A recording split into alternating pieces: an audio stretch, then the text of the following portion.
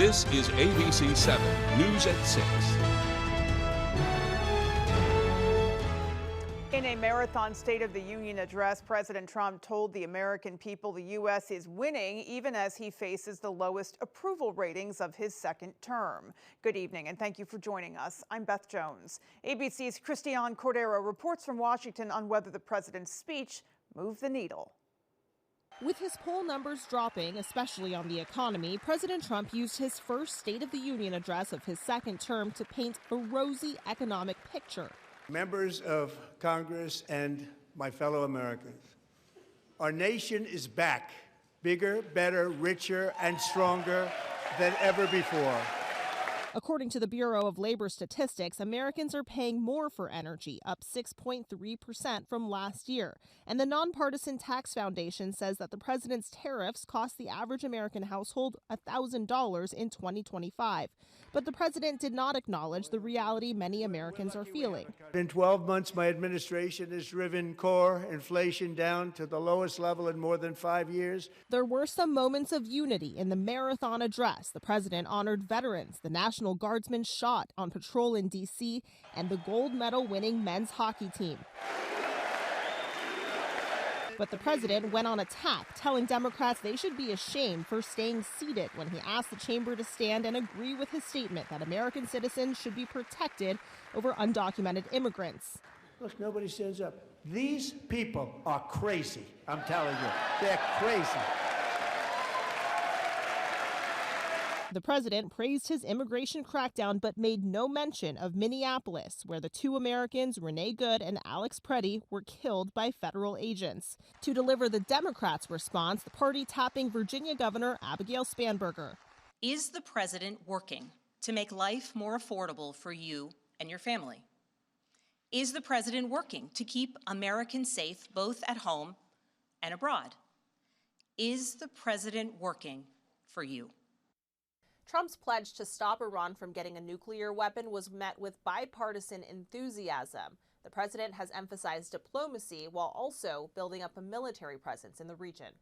Christiane Cordero, ABC News, Washington. Well, while President Trump spoke to the nation last night in that lengthy State of the Union address, among them praised that member of the Coast Guard who rescued dozens of people during the floods in Texas that killed a number of young girls at a Christian camp, as well as the 100-year-old pilot who fought in World War II, Korea, and Vietnam. He received the Medal of Honor. That Medal of Honor was also bestowed upon the pilot who flew into Venezuela during the operation that seized Nicolas Maduro. And of course, as we saw, the U.S. men's hockey team was also recognized. However, the intense polarization we are seeing across the country was evident as well, and some members of Congress chose not to attend at all, including most of Maine's delegation. Senator Susan Collins, however, did attend, and we spoke with her today about why she chose to do so. I've always recognized it as a time when we can hear from the president of our country and understand what his priorities are, join in recognizing some outstanding Americans as we did last night.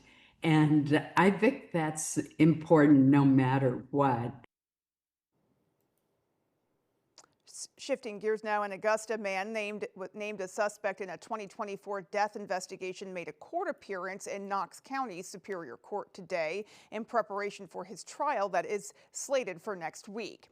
Jason Hewitt is charged with manslaughter in the death of 45-year-old Kyle McDougal of Waldoboro in July of 2024.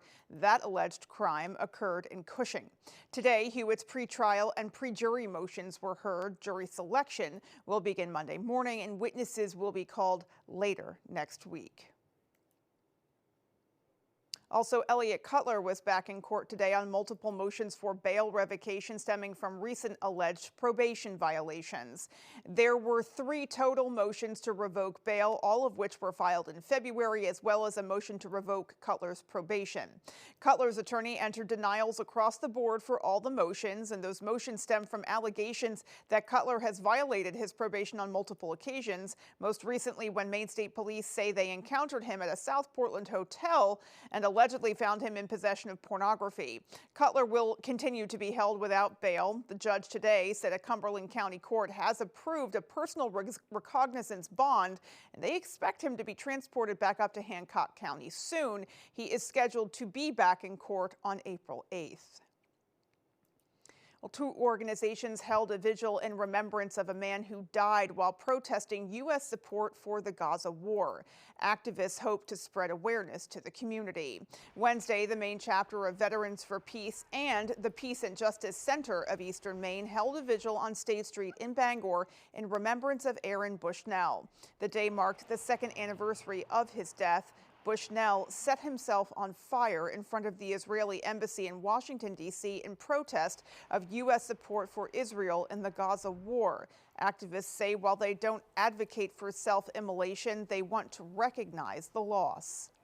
The United States government has led us into a lot of wars, all right? And people that just take whatever the government is saying at face value and don't step back and go, why are we actually doing this? Who does this benefit? It takes a community, it takes this type of pressure to make an impact. Toothaker says the community appreciates activism, knowing that they are not alone in their concerns. And he says it's important to raise awareness in an election year because it's a great time for citizens to speak up and make a difference. Well, former Speaker of the Maine House and Democratic candidate for governor Hannah Pingree has announced she has gathered enough signatures for Maine's gubernatorial race. Pingree was joined by supporters, volunteers, and local leaders at the state capitol today as she delivered the required 2,000 signatures to the Secretary of State's office. She has been on the campaign trail for the last 8 months and collected over 3,000 signatures from registered Maine voters across 140 towns. Pingree recently rolled out a comprehensive health care plan that aims to make care more affordable, accessible, and accountable for Maine families.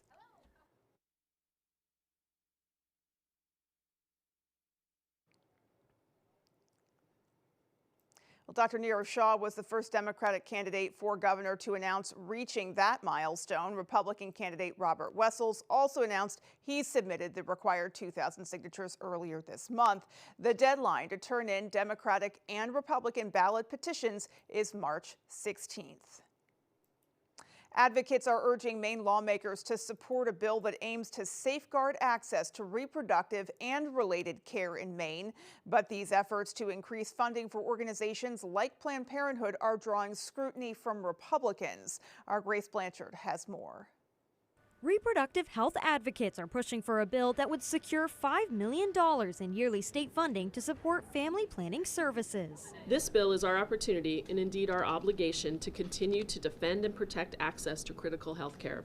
The Health and Human Services Committee heard public testimony on LD 335, which aims to sustain Maine's reproductive health services, protect patient access, and combat federal funding threats. If we lose these healthcare providers, we lose preventative care that keeps Mainers healthy. Maine Family Planning was recently forced to close primary care practices in Ellsworth, Presque Isle, and Holton due to cuts in Medicaid funding on the federal level. The bill's sponsor, Representative Amy Coons, says the funds she is seeking will not pay for abortions, but will ensure other services like cancer screenings and wellness exams are protected. If health centers close, many of our most vulnerable constituents will have nowhere else to go, in part because these providers do not turn anyone away, regardless of insurance or ability to pay. Some Republicans argued the funding should be used to address other critical needs. That $5 million could really be used for other services that we desperately need in Maine. We need it to fund our veterans' homes. We need to fund our nursing homes. However, advocates emphasize the funding is also vital for increasing staffing levels to address the HIV outbreak in Penobscot County, as Maine Family Planning has conducted over 400 HIV tests in Bangor alone. We are a very small team attempting to address a massive public health crisis. As providers, we need more support and more resources to ensure the health of our state. In Augusta, Grace Blanchard, ABC 7 and Fox 22 News. Alrighty, folks, well, let's go ahead and pause here for our first check of our forecast. All right, Beth, thank you. Happy Wednesday. Checking on temperatures for today. 30 here in Bangor, 23 only Millinocket, 18 for Greenville. So again, kind of cold back up to the west for us today with a deep snowpack there and cold temperatures across the region again. The wind today basically out of the north around 10 miles per hour. This is all going to switch out of the southwest though beginning tonight. And tomorrow, sunshine is back with a southwest breeze throughout the afternoon. Today though, lots of flurries and light snow showers out there pretty much all day long. These are winding down now though, but overall a widespread 1 to 3 inch snowfall across the area today, ending as some flurries tonight, followed by there is some sunshine back in the forecast for us for tomorrow and also for Friday. But the pattern's pretty active here, and there's more systems in our forecast likely later Sunday into Monday of next week. Our forecast then for tonight though is decreasing clouds, late snow ending. Look for low temperatures, not as cold, in the 20s tonight. Your full forecast is coming up. Beth? Jeff, thank you so much. And coming up on ABC 7 News at 6, we'll have the latest regarding waste management at a hearing at the State House. And Husson University held their biannual blood drive. We'll have those stories and much more as ABC 7 News at 6 continues. Bring your new kitchen to life with help from the Kitchen, Bath, and Flooring Division by Hammond Lumber Company. Bring in your ideas or get inspired by Hammond's extensive showroom displays. Your Hammond sales rep will help you create a materials list and cost estimate, and Hammond's designers will help you visualize your space before the work begins. And Hammond delivers from 34 locations across Maine and New Hampshire. Your new kitchen begins when you bring your vision to Hammond Lumber Company, your building project partner. What matters more? A bank with innovative products or one that cares for the community? At Bangor Savings Bank, we think it's both because our innovation helps customers build stronger credit, earn rewards when shopping local, give teens independence and financial experience, and simplify business with local solutions. So what matters more? You. Never gonna believe who called the Cabin Masters. Who called us? Joe Bornstein's office. They have a small project for us. How small? Pretty small. It is on the lake. Got $1 million views. Well then, let's show them we mean business. Did you know that Joe Bornstein has helped over 25,000 Maine families? In all 16 counties? Yep. They're wicked good lawyers. Fighting and winning for injured Mainers for over 50 years. Good job, guys. Nice. Injured Mainers know to call Joe.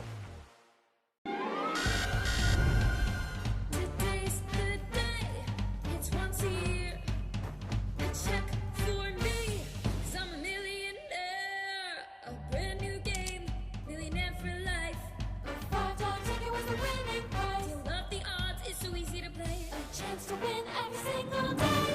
Today's the day. Let's celebrate. $1 million every year for the rest of my life, and maybe yours too. You're watching ABC 7 Bangor.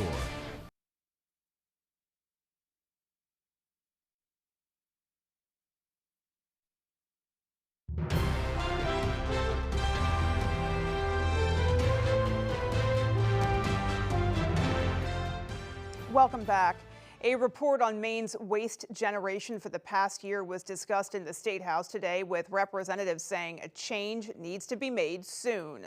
Wednesday, the Committee on Environment and Natural Resources discussed a report on Maine's waste generation and disposal capacity for 2023 and 2024. The report found that the state is producing more waste than there is room for, and the state needs to consider other options for disposal. We are relying on 2 landfills to handle 2/3 of Maine's waste. So I want that to really sink in, because we're relying on 2 facilities to handle all the waste for the state. And I think the key thing we need to think about is maybe we need to diversify, maybe we need to build in some more redundancies, because if any of these entities shut down, then what? Miller says she wants the committee to consider shortening the waste license process and investing in new technology and infrastructure when discussing alternative waste disposal options for the state. The committee voted unanimously to move the proposal forward as a bill to be reviewed next week. In other news, students at Hassan University did their part today to add to the blood donation stock for the Red Cross with their Spring Blood Drive. Hassan radio station WHSN sponsors 2 drives a year, one in the fall and then one in the spring. Plenty of students showed up to donate. WHSN's manager says these drives are a great way to get students thinking about giving back to the community and making them lifelong donors. If we can get them to donate as a freshman, they come back their second semester of their freshman year, they come back in their sophomore year, their junior year, and they start recruiting friends. And we hope that this continues so that they start going to their local blood donor center. If they go home for the summer, if they're not from the Bangor area, find where your Red Cross is and donate there. Nason says they know they are making a difference in the community, and to date, they've collected over 900 units of blood. Well done. Well, still to come on ABC 7 News at 6, our Doug Banks was in Unity to highlight a unique public service. And in sports this weekend, the Hamden Academy girls basketball team will have a shot to avenge their state title loss from last year, and that story is after the break. At Ashes to Ashes Pet Crematory, we understand your pet is family. When it's time to say goodbye, you deserve compassionate, respectful care. We're a family-owned crematory in LaGrange, offering private cremation for dogs, cats, and even exotic pets. You'll meet the caring people who handle everything from start to finish. Visit our office to see our selection of urns and memorial jewelry for pets and people. You do have a choice in where your pet is cremated. Call Ashes to Ashes Pet Crematory today. We're here when you need us most. Please call us for pricing of services. I'm Jim with Lowry Law. One of our clients was badly injured in a hit and run. I was able to work with the police and the DA's office to get him a $500,000 settlement. If you've been hurt by a drunk driver, I'm your go-to guy. Most business problems start with one thing: unreliable technology. Digital Brains monitors, protects, and maintains your entire IT environment, keeping everything running flawlessly. When your technology works for you, your business starts thriving. Faster service, happier clients, more productivity, less stress. Clients don't wait, neither should you. Contact Digital Brains today for your free technology assessment. Digital Brains, we help people feel free. When lives are on the line, they don't hesitate to run towards danger. Unfortunately, the same gear that protects them from deadly flames can be hazardous to their health. Senator Susan Collins to the rescue. Susan helped introduce legislation that protects firefighters and first responders from cancer-causing forever chemicals in their equipment. Because their job is dangerous enough. Call Senator Collins and thank her for protecting Maine's first responders. I am a big believer in super beta prostate. You'll notice less urges to urinate, and you won't be getting up at night for so many bathroom trips. I wouldn't say it if I didn't truly believe it. ABC 7 and Fox 22's Jack Webb named Maine's Sportscaster of the Year by the National Sports Media